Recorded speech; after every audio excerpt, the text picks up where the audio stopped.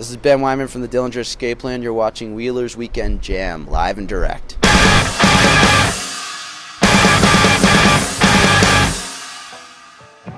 could it all be? We've never begun, we've never went from the sky.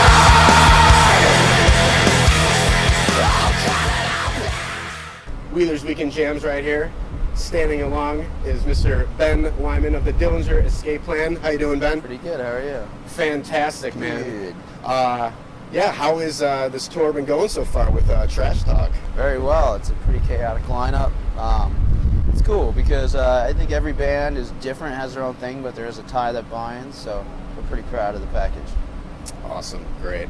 How's the crowd's reaction been at the shows so far? Great, man. This is our third tour, U.S. tour on this record, so you never know if people are sick of you, but like it just seems like people are, getting into the record more and more, and it's great to see them know the songs really well at this point. It's been great. That's awesome, man.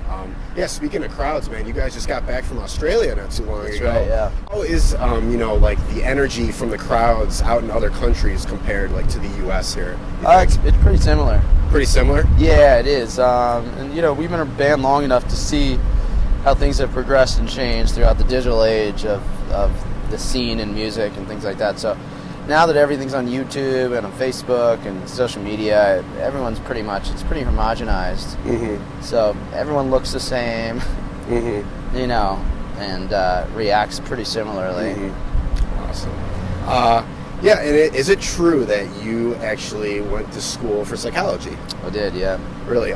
Could you relate any sort of music in with psychology in any way, in a few words? For sure. Yeah. I mean, anything from just there's obviously the branding and marketing side of how people react to certain things based on psychology, but mm-hmm. I think in general the idea that people are pretty similar, and in general there's a reason psychology is a science, and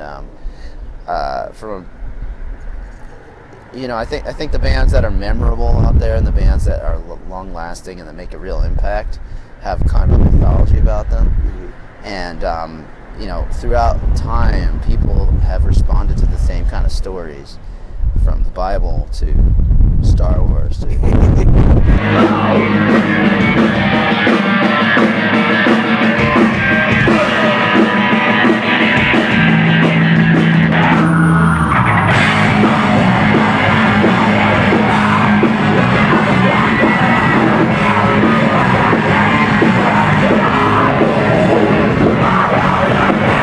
Tell us about this side project you got going on with Brent Hines of Mastodon and and John Theodore and all that. What's the story about that? Yeah, I mean, that's something we've been working on and off for a while now. Mm-hmm. Everybody in this band is fairly active in other bands, and so we've got a lot of material and we're really happy with it. It's something that the main reason for this band, I think, is all of us have been in bands with a fair amount of drama and history, and mm-hmm. so this was a really good opportunity for us to all come together, a bunch of people who are kind of creative forces in their other bands, to come together and have a drama-free, enjoyable experience, and we all happen to be friends and mm-hmm. enjoy each other's company. So when we do have time, it's great. We have a good amount of music done. John particularly has been really busy with Queens of the Stone Age now, playing with Queens of the Stone Age, so they've been very active, and Dillinger's also been very active. So as soon as we have some collected free time, I think we're going to be able to knock it out pretty quickly, but mm-hmm. hopefully that'll be sooner than later. I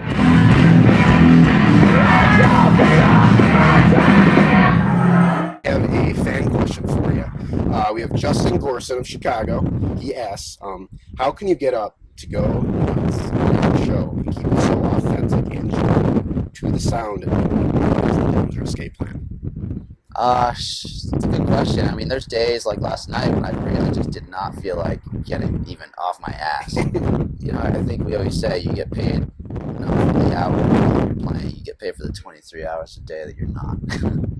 And so, it sometimes is hard. You get, we've been doing this a long time. We have injuries. We're sick. We're tired. You know, we've been playing a lot of the same songs for many years. Just being on the road too. Being on the road, all kinds of personal things that happen when you're away for so long. And things. Sometimes it's hard to muster the strength to even get up there. But once you get up there, we just don't know how to do it any other way. Mm-hmm. It's that simple. It's just part of our DNA. So as long as we can do it, we will.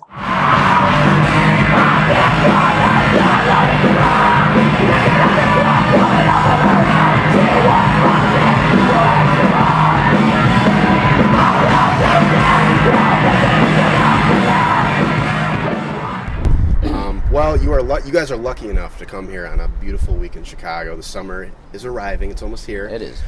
When you guys visit Chicago, is there any like special hot spots you ever come when you guys come here?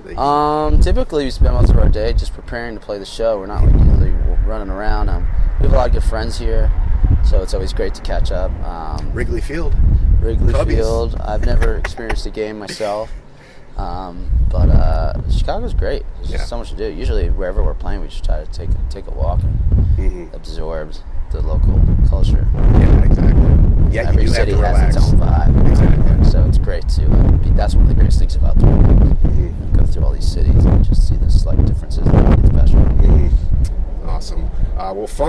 One final last question I ask everybody else. But if you had to compare your band to a movie, what movie would it be and why? Compare our band to a movie. Gummo. Maybe. I don't know. Compare our band to a movie. Fuck, that's a really good question, man. It's okay. Take your time. I mean, like, that's for somebody else to say, I think. I think every fan would... I'd rather hear other people's. Just what would you say?